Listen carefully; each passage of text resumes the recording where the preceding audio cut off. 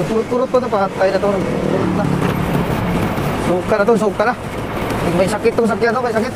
Ang sakit at tukuan. Sakit sa baga. Purot-purot man. Yan, no? Mainit na talaga ngayon mga idol, mainit.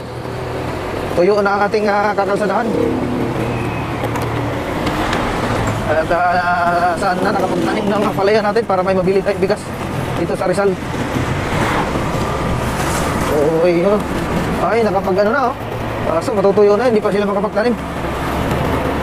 Pag umulan to, ay okay. Tanim yung mga idol, mga magsasaka ng palay dito sa Rizal.